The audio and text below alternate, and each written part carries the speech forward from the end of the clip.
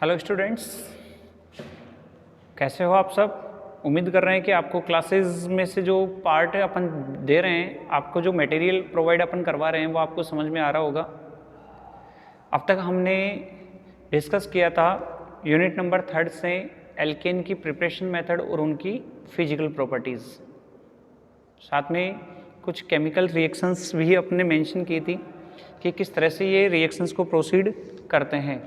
Okay, preparation method और साथ में हमने केमिकल रिएक्शंस चेक की थी। अब बात करते हैं कि वास्तव में जो अपन एल्केनों का हैलोजनीकरण करवाते हैं, वो हैलोजनीकरण में उनकी जो क्रियाशीलता है वो किस प्रकार प्रदर्शित होती है या किस प्रकार प्रभावित होती है। क्योंकि वहाँ पे हमने ये डिस्कस किया था कि जो एल्केनों में जो हाइड्रोजन उपलब्ध होते हैं, प्राइमरी हाइड्रोजन, सेकेंडरी हाइड्रोजन और टर्सरी हाइड्रोजन, उसकी क्रियाशीलता के आधार पर हम प्रोडक्ट की जो यील्डनेस है, उसकी जो लब्धि है, उसकी जो बनने की मात्रा है, उसका निर्धारण करते हैं। तो ध्यान रखना, एल्केन के हैलोजनीकरण के लिए उसकी जो क्रियाशीलता है उसको समझने से पहले हमको कुछ टर्म्स हैं, कुछ ऐसे पद हैं जिनका हमें अध्ययन करना होता है, उनको समझना पड़ता है। वो पद कौन कौन से हैं, आज हम उन सभी पदों को डिस्कस करेंगे। ठीक है, तो चलिए आज के जो क्लास है स्टार्ट करते हैं। हैलोजनीकरण में एल्केनों की क्रियाशीलता टॉपिक कौन सा हो जाएगा। आपकी जो यूनिट है वो 3 चल रही है। ओके, टॉपिक है अपना हैलोजनीकरण में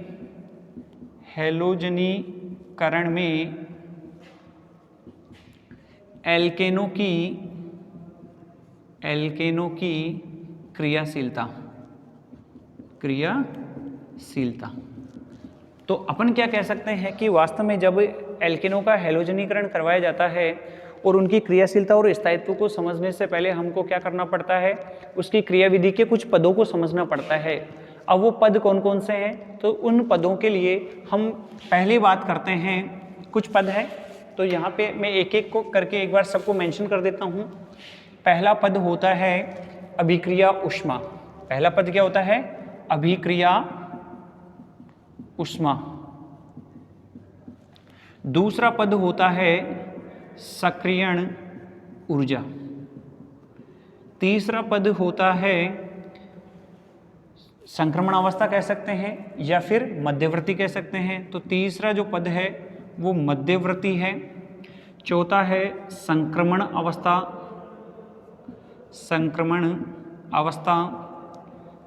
चौथा और पांचवा होता है एल्केनों की जो क्रियाशीलता और वर्णात्मकता होती है, मतलब रिएक्टिविटी और सिलेक्टिविटी। क्रियाशीलता व वर्णात्मकता, क्रियाशीलता एवं वर्णात्मकता। ओके, तो यहाँ पे इसको तो कहेंगे हीट ऑफ रिएक्शन। क्या कहेंगे? अभिक्रिया ऊष्मा को हीट ऑफ रिएक्शन। सक्रियण ऊर्जा को अपन कहते हैं एक्टिवेशन एनर्जी कहते हैं। एक्टिवेशन एनर्जी होता है एक्टिवेशन एनर्जी। और किससे रिप्रेजेंट करते हैं? E से रिप्रेजेंट करते हैं अपन। छोटी क्लासेस में अपन पढ़ गए हैं, जो भी प्रीवियस क्लासेस थी। मध्यवर्ती को कहा जाता है इंटरमीडिएट। फोर्थ होता है संक्रमण अवस्था, जिसको अपन कहते हैं ट्रांजिशन स्टेट, जिसको शॉर्ट में अपन TS से रिप्रेजेंट करते हैं। और रिएक्टिविटी, जो क्रियाशीलता और वर्णात्मकता है, उसको अपन कहते हैं रिएक्टिविटी एंड सेलेक्टिविटी।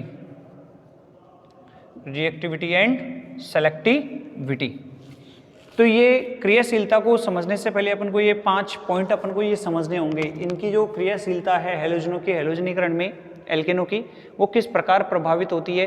तो इसमें सबसे पहले अपन को क्या चेक करना पड़ेगा? अभिक्रिया ऊष्मा क्या होती है, कैसे हम इसको कैलकुलेट करते हैं, सक्रियण ऊर्जा क्या है, मध्यवर्ती और संक्रमण अवस्था कब और कैसे बनती है, कैसे इनकी कैरेक्टरिस्टिक जो प्रॉपर्टीज होती हैं वो क्या हैं, और एल्केनों के लिए जो इनकी क्रियाशीलता और वर्णात्मकता है, क्या लिखा हुआ है? क्रियाशीलता एवं वर्णात्मकता, मतलब रिएक्टिविटी और सिलेक्टिविटी। देखो नाम से स्पष्ट हो रहा है कि रिएक्टिविटी का मतलब वो कैसे अभिक्रिया करती है, और सेलेक्टिविटी का मतलब होता है सेलेक्ट करना कि अभिक्रिया कहाँ संपन्न होती है। ओके, तो सबसे पहले अगर अपन बात करते हैं पहले पॉइंट को, तो पहला पॉइंट क्या है अपना, अभिक्रिया ऊष्मा। अभिक्रिया ऊष्मा, अगर इस पॉइंट को अगर मेंशन करें अपन, तो अभिक्रिया ऊष्मा क्या होती है कि जब अपन ये नॉर्मली अपन ये समझते हैं कि जब अभिकारक से उत्पाद में कोई भी अभिक्रिया संपन्न होती है तो उस ड्यूरेशन में, उस प्रक्रिया में, अभिक्रिया में कितनी ऊष्मा परिवर्तन हुआ है, चाहे वो एक्सोथर्मिक प्रोसेस हो चाहे एंडोथर्मिक प्रोसेस हो, उस अभिक्रिया में जो ऊर्जा का अंतर है एक्चुअल में वही क्या कहलाता है, अभिक्रिया ऊष्मा कहलाता है। तो हम इसको कैसे मेंशन कर सकते हैं कि किसी रासायनिक अभिक्रिया में अभिकारकों के प्रति मोल अवशोषित या उत्सर्जित ऊष्मा को अभिक्रिया ऊष्मा कहा जाता है। मतलब यह है अभिक्रिया में क्या चीज मेंशन करेंगे, प्रति मोल अवशोषित या उत्सर्जित ऊष्मा क्या कहलाती है, अभिक्रिया की ऊष्मा कहलाती है। प्रति मोल यहां पे हम इसको कैलकुलेट करते हैं पर मोल के हिसाब से। जैसे कोई भी रासायनिक अभिक्रिया है उसमें हम कितनी एनर्जी कैलकुलेट करते हैं उस बेसिस पे अप्रोक्सीमेट अगर आप बात करोगे CH4 के रेफरेंस में, तो CH4 में जैसे अपने बात की है CH4 plus O2 convert into CO2 plus H2O, यहाँ पे ये चीज़ मेंशन करते हैं और साथ में एनर्जी की बात करते हैं। तो यहाँ पे एक्चुअल में कार्बन के 4 बॉन्ड हैं, तो यहाँ पे प्रति बॉन्ड के हिसाब से, प्रति बंध या प्रति मोल के हिसाब से अपन कह सकते हैं, तो एक बंध को आप अगर डिसोसिएट करवाओगे तो लगभग 416 किलोजूल पर मोल के हिसाब से आपको एनर्जी रिक्वायर्ड होती है। दैट मीन्स अगर हम बात करते हैं इस पूरी रिएक्शंस के लिए CH4 के चारों बंधों को तोड़ने के लिए, तो वो कितना है, लगभग 1616 के अप्रोक्सीमेट, या ये कहें लगभग 1600 किलो कैलोरी पर मोल के हिसाब से अपन को इसकी रिक्वायरमेंट होती है। तो इस प्रकार हम कह सकते हैं कि प्रति मोल, एक मोल के लिए कितनी ऊर्जा की आवश्यकता है या कितनी ऊर्जा निष्कासित होती है, उसकी मात्रा ही क्या कहलाती है, अभिक्रिया ऊष्मा कहलाती है। तो अभिक्रिया ऊष्मा समझ में आ गया, प्रति मोल अवशोषित या उत्सर्जित ऊर्जा का मान ही अभिक्रिया ऊष्मा कहलाता है। ठीक है, तो पहला पॉइंट अभिक्रिया ऊष्मा कंप्लीट है। दूसरे पॉइंट की बात करते हैं सक्रियण ऊर्जा। सक्रियण ऊर्जा क्या होती है एक्चुअल में, सक्रियण ऊर्जा होती है कि जब कोई अभिक्रिया संपन्न होती है जिसमें अभिकारक उत्पाद में परिवर्तित होता है, तो इस प्रक्रिया के दौरान जो आवश्यक ऊर्जा है जो रिएक्टेंट को प्रोडक्ट में कन्वर्ट कर दें, वही आवश्यक ऊर्जा क्या कहलाती है, सक्रियण ऊर्जा कहलाती है। मतलब अपन ये कह सकते हैं कि किसी रासायनिक अभिक्रिया में अभिकारक के मध्य जो अधिक कह सकते हैं या अभिकारक तभी अभिक्रिया तभी संभव होती है जब उनमें स्थितिज ऊर्जा या गतिज ऊर्जा उपस्थित होती है। तो पहली चीज ये है कि मॉलिक्यूल रिएक्ट करेंगे तो उनमें काइनेटिक एनर्जी होनी चाहिए।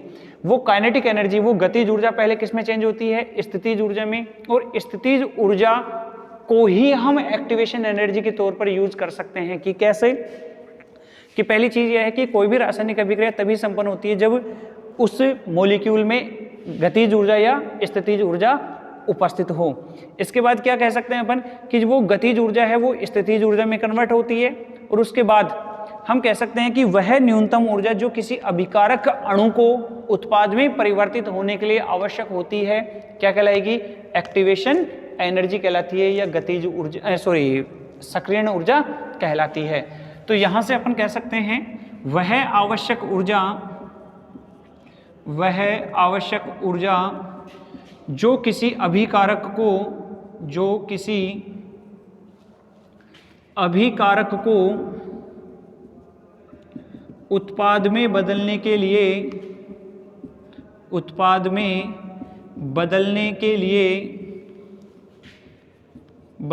लिए आवश्यक हो,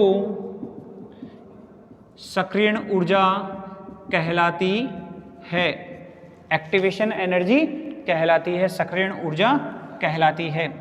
तो यहां से हम कह रहे हैं कि वह आवश्यक, इसमें एक टर्म्स और अपन जोड़ सकते हैं, वह न्यूनतम आवश्यक ऊर्जा यहाँ पे एक वर्ड और अपन जोड़ सकते हैं, वो क्या है, न्यूनतम, कि वह न्यूनतम आवश्यक ऊर्जा जो किसी अभिकारक को उत्पाद में बदलने के लिए आवश्यक हो, एक्टिवेशन एनर्जी या सक्रियण ऊर्जा कहलाती है। इसके अलावा हम एक और चीज मेंशन कर सकते हैं कि सक्रियण ऊर्जा क्या है। तो कोई भी रिएक्टेंट से जब प्रोडक्ट बनता है तो उसमें हम एक एनर्जी बैरियर की बात करते हैं, ऊर्जा बाधा की बात करते हैं। तो कोई अभिकारक, जैसे मान लो ये कोई रिएक्शन है जिसमें अभिकारक प्रोडक्ट में कन्वर्ट हो रहा है, रिएक्टेंट चेंज इनटू प्रोडक्ट है। इसके लिए हम ये कहेंगे कि ये जो रिएक्टेंट है इसके लिए जो एनर्जी बैरियर है, ये जो ऊर्जा बाधा है, इस ऊर्जा बाधा को पार करने के लिए जो आवश्यक ऊर्जा है, इस जैसे ही कोई रिएक्टेंट इस ऊर्जा बाधा को पार करेगा वो किस में चेंज हो जाएगा, प्रोडक्ट में चेंज हो जाएगा। तो यही चीज हम मेंशन करते हैं कि वह न्यूनतम आवश्यक ऊर्जा जो किसी अभिकारक अणुओं को ऊर्जा बाधा पार कराने के लिए आवश्यक हो, सक्रियण ऊर्जा कहलाती है। वास्तव में देखो कुछ यौगिकों के लिए सक्रियण ऊर्जा जो उसकी दहली ऊर्जा होती है उसके बराबर हो सकती है। अब यहाँ पे एक्चुअल में ये दहली ऊर्जा होती है।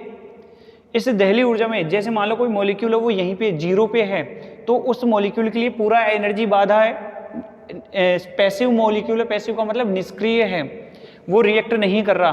तो जब रिएक्ट नहीं कर रहा होता तो उसको पूरी की पूरी एनर्जी चाहिए होती है। तो इस एनर्जी बैरियर को पार करने के लिए पूरी एनर्जी चाहिए।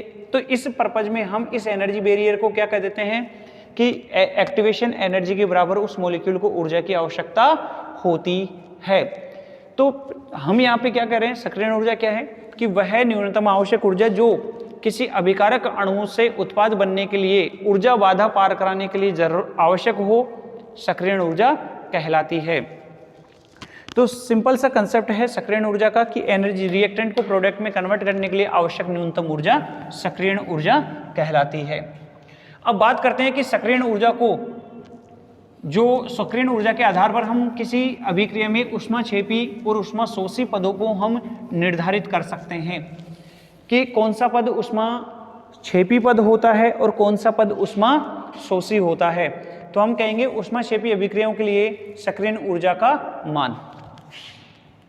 एक बार हम ऊष्माक्षेपी अभिक्रिया की बात करेंगे जिसको अपन एक्सोथर्मिक की बात करते हैं, एक्सोथर्मिक।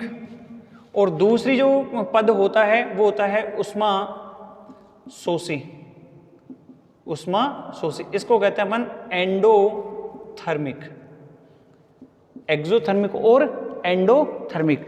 अगर एक्सोथर्मिक की बात करते हैं तो इसमें जो एनर्जी होती है, जैसे यहाँ पे अपन रेट ऑफ रिएक्शंस की बात करते हैं और यहाँ पे हम एनर्जी की बात करते हैं, स्थितिज ऊर्जा की बात करते हैं कि किस प्रकार अभिक्रिया संपन्न हो रही है। तो यहाँ से रिएक्टेंट है वो प्रोडक्ट में चेंज होता है और इस तरह से अपन इसको चेंज कर सकते हैं कि ये रिएक्टेंट है और ये प्रोडक्ट है।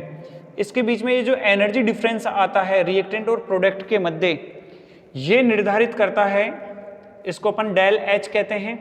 अगर इसकी वैल्यू नेगेटिव आती है तो वह पद कौन सा है, ऊष्माक्षेपी पद है, मतलब उसके लिए एक्टिवेशन एनर्जी की वैल्यू डिक्रीज हो जाएगी। और अगर अपन बात करते हैं ऊष्माशोषी के लिए, तो ऊष्माशोषी के लिए भी सेम वही कंडीशन है, लेकिन जो वैल्यू है प्रोडक्ट के साथ जो डेल एच की वैल्यू है वो किस में चली जाती है, पॉजिटिविटी में चली जाती है। और पॉजिटिविटी में जाने के कारण यहाँ पे इसमें ऊर्जा की आवश्यकता होती है। तो ये प्रोडक्ट है और ये रिएक्टेंट है। यहाँ पे जो डेल एच है अभिक्रिया ऊष्मा है वो कैसी होती है, पॉजिटिव आती है।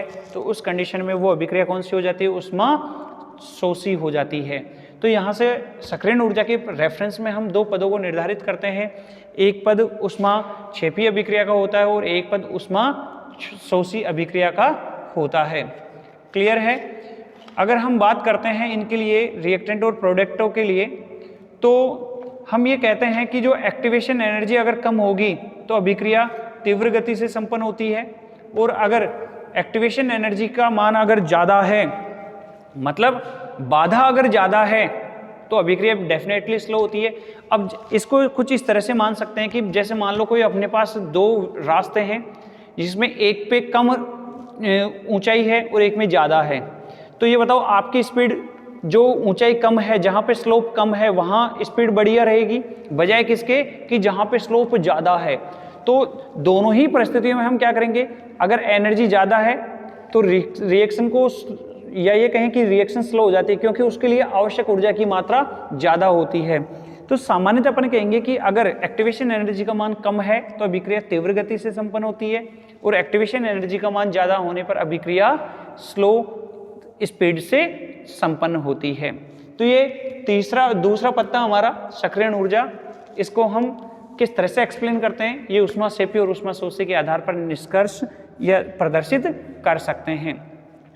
बात करते हैं तीसरे पॉइंट के लिए कि मध्यवर्ती और संक्रमण अवस्था क्या है। तो ये दोनों एक दूसरे के बिल्कुल अपोज चलती हैं, डिफरेंशिएट तौर पर हम इनको एक्सप्लेन कर सकते हैं।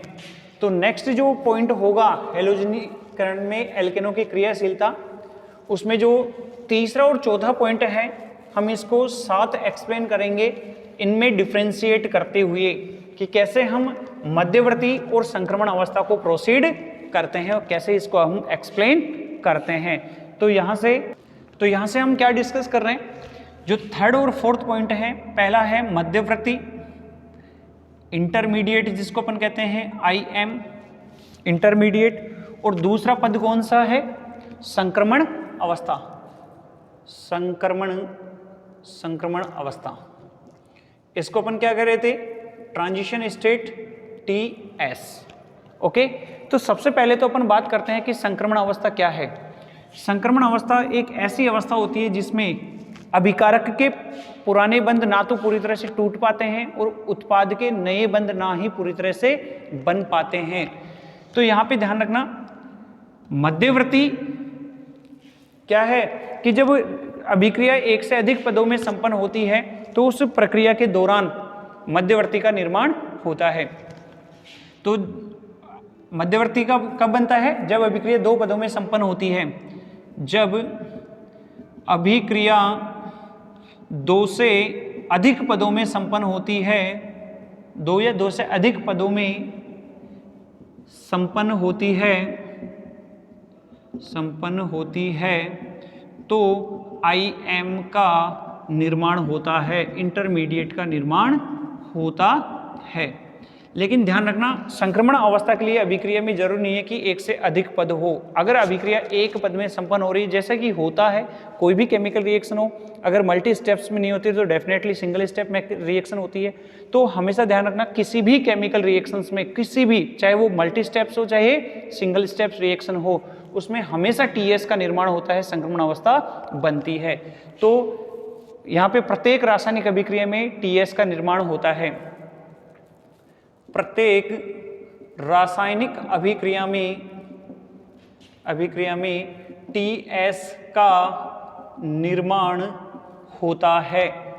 अब TS क्या है, TS को अपन कह रहे हैं कि इसमें ना तो अभिकारक के बंध पूरी तरह से टूट पाते हैं और ना उत्पाद के नए बंध पूरी तरह से बन पाते हैं। तो यहाँ पे अपन इसको मेंशन कर सकते हैं कि इस अवस्था में ना तो बंध पूरी तरह से टूट पाते हैं, ना तो पुराने बंध पूरी तरह से टूट पाते हैं और ना ही नए बंध बन पाते हैं। मतलब क्या है, एक तरह से यहाँ पे एक पार्शियली बॉन्ड कैरेक्टर जनरेट हो जाता है। हम आगे डिस्कस करेंगे कैसे TS का फॉर्मेशन अपन कर सकते हैं। चाहे तो अपन देखो A प्लस BC है, वो रिएक्ट करके AB प्लस C बना रहे हैं। तो इसमें होगा क्या कि जैसे A,